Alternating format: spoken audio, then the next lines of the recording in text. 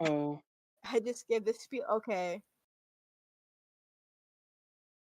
Lol. Yeah. Hello. Hello. Are we on? hello. Hi, everybody. Welcome to the California Nevada podcast. Where we That talk sounded about so great. Nexus. That did sound very good. Yeah. Today's topic of discussion, why Nevada is going to secede from California and establish their own state. Hold up, what? You're joined by Zen, Gracie, Rusty, Aegis, among others. How are y'all doing tonight?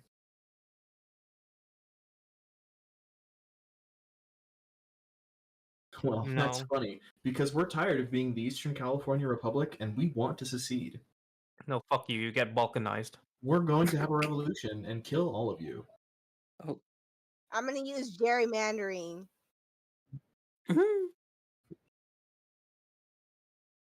Why did I call it Nevada? Because that's Yeah, how you sounds like- pronounce Nevada. it sounds like you're tripping though whenever you say the word. You know what I mean? It's like you can't Nevada? say it like Nevada. You have to say it like Nevada. You know what I mean? It Because sounds like you you're tripping all the California time. fucks say Nevada like fucking weirdos. Yeah.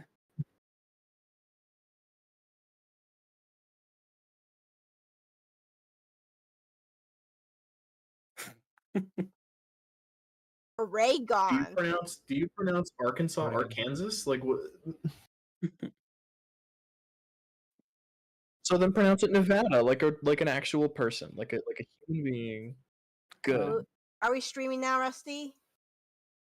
Okay. Well, well, that was a fun entrance. So I next- hate other leftists. I'm in leftist infighting. yeah. So Listen, lol. a lot of the people in this VC are trans, and so for that, I'm going to be extremely transphobic for the next hour. Right. Don't worry. That's my job. Hell yeah. oh. Yeah. Oh.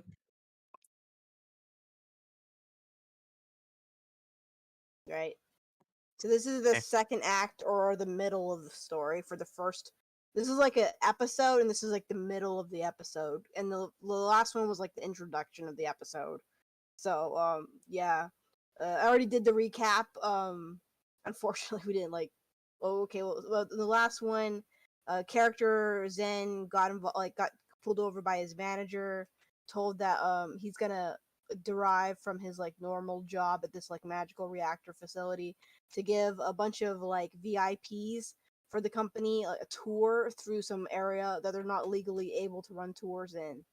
And then Zen tried to object, but he got like, told he's got to do it. And then there's a second character called Mira, who's a disabled non-binary person who works remotely for the company, who's sort of like their monitor, like their like systems monitor or whatever. And so she's realized that like some problems might be happening in the reactor, and that's kind of where we are now. So we're about to start the second part. This is I would like maximum feedback from everybody if possible. Yeah. Any questions? We've already cast all the parts, I think. Give me 15 seconds. Okay.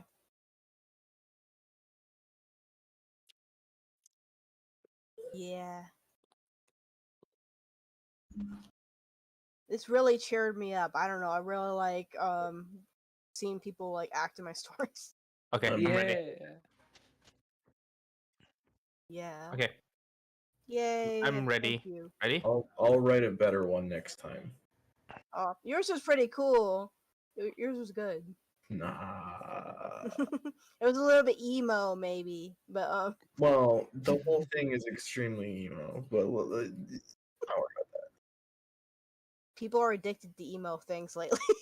From how the world is. Okay, I'm ready. You guys ready? Ready? Yep. Yep. Page 2. Here we go. Chapter cover art. Complex mural carved into a stone wall. Mira stands in front of it. The carvings are sadistic in nature, but details are hazy from this viewing point, because the murals is defaced by 3 large slashes, or rather, 3 arrows. Act 2, Scene 1. Interior, antique control room, day. Establishing shot of a facility control room, namely the Avalon Source Cell facility. There are several consoles all lined with buttons which are only labeled with vague abbreviations.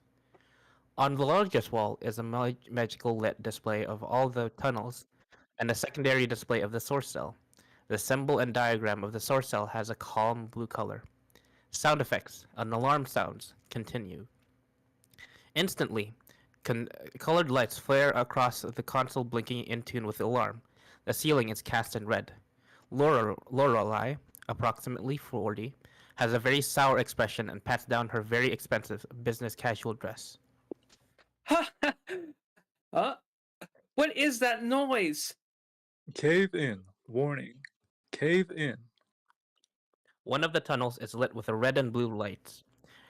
The blue appears to be flooding into adjacent tunnels. Manager Tabard stands around like a deer in headlights. Sound effects. Lorelei pushes random buttons. Everyone speaking must shout over the alarm. How can we stop that awful noise? Cave in. Warning. Zar! What is happening? There's been a cave-in! You need to stop the mana flow before that tunnel floods. You can't allow the flooding to reach the tomb. That'll cause... Warning. Warning. The source cell starts turning a polluted green color. Sound effects. Second type of alarm sounds bleefree, loudly. Warning. Source cell mana flow depreciated. The source cell isn't getting enough mana circulation. It's too hot. Direct the flow back there! Will someone do something? In the chaos, a tall, handsome guy with artisan black jeans and a stylish gray shirt that probably cost a fortune comes forward. A gallant hero? Sound effects. Second alarm sounds again. Then both arms get pushed into the background. He's calm. Geraldwin, 38, springs into action, hits some of the buttons with confidence. The lights on the panels indicate he redirected the mana flow back towards the source cell, which goes back to solid blue. Mana flow restored. Great. Now you just need to close the valves around the cave-in to make sure the tomb is... Oh, do I now? Zar, this isn't the time. Let Mr. Gray work. He has a lot of experience with this kind of thing. Flormar, didn't I tell you my name is Geraldwin? I do you the courtesy of calling you by your first name. Do you think I'm some old prune? No, not at all. You look terrific. Sound effects. New warning. The worst one kicks in. Continued. Warning. Tomb structure compromised. Warning. Status unknown. Check status.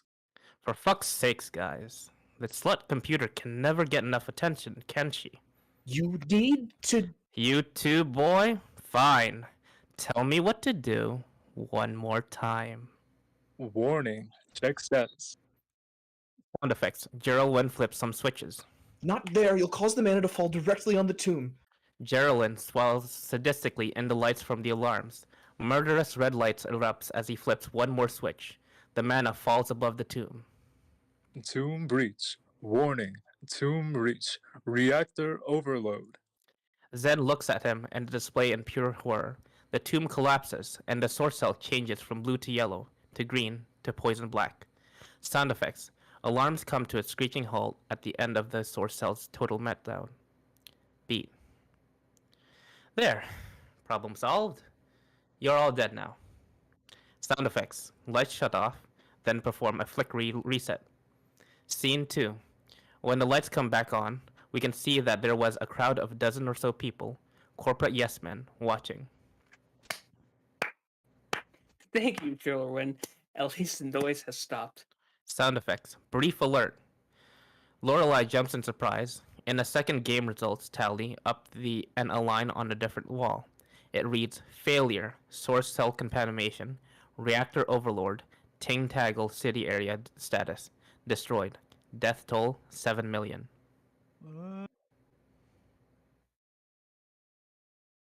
Who wants to be Tech Bro? I forgot to cast this one. I think. Oh, it was Rusty. It was Rusty, yeah.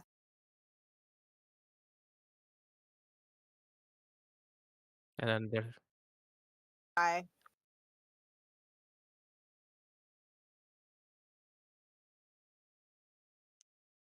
Right. Right.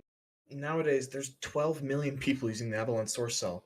12 million people, all depending on the company. So then I didn't lose. 5 million Mongols survived somewhere, didn't they?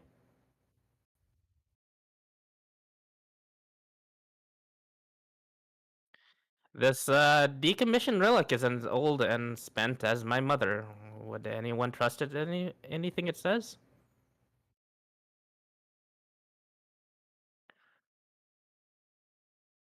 No, I didn't. Look, it's the tie score. He points to the death toll. The yes man is threatened for a second, and Geraldine smiles before he storms off the corner of the room. Another yes man hands him a drink of something, which he gulps. With your support, Jerwin, we would be able to uncover the secrets of the Source Cell. We believe we are only utilizing a fraction of its power. I'm not interested in your games. He signals into his entourage and turns to leaves. Manager Tabard and Lorelei follow him like vultures. We should recess for lunch. I have made reservations across town. We can talk there. What else do you want?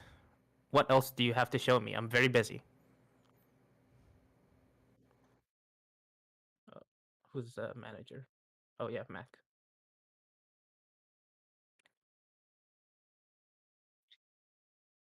No more simulations. We will see the real thing next. The tomb. Fine, as long as your cute errand boy can control himself. The two surround him at the door, side door, and leave together. Door closes with a brief flash of outside light.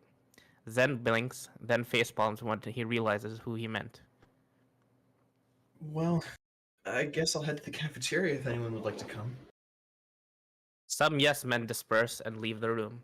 Zen is left with just one old man in a fancy suit.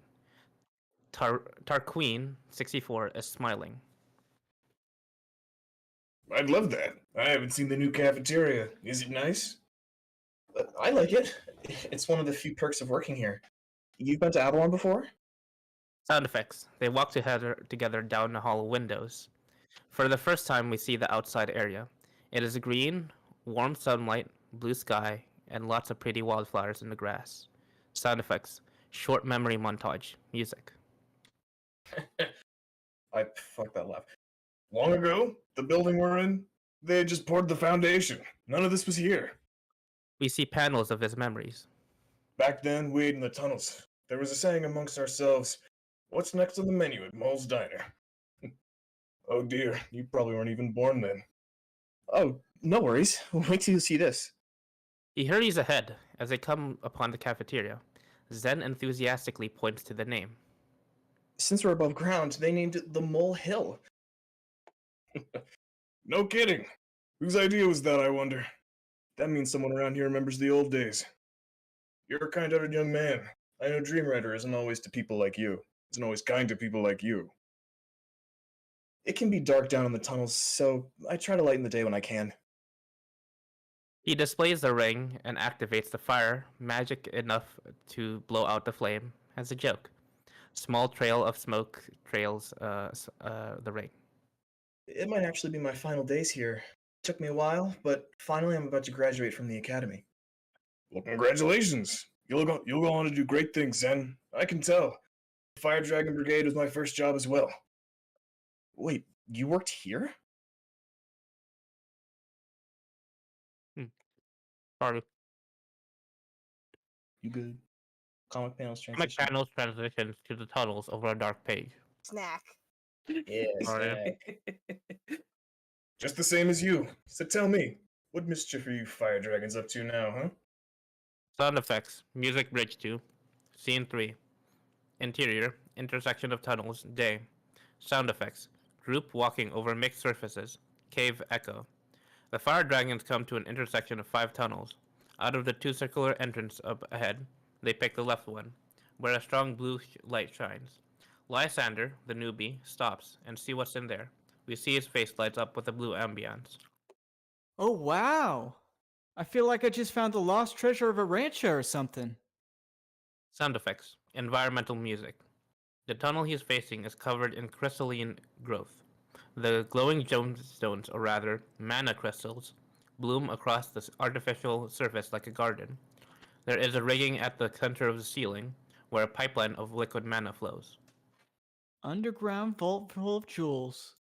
This means we're rich. If only it were that simple. They grow freely down here, but that doesn't mean they aren't bought and sold. There's some client who owns all the crystallized mana byproduct that accumulates in this tunnel. I've never even seen one of these up close. He goes to poke the biggest one of them, and like half a dozen people began to freak out. Ah, Whoa, whoa, whoa! He pulls his hand back. So, no touching?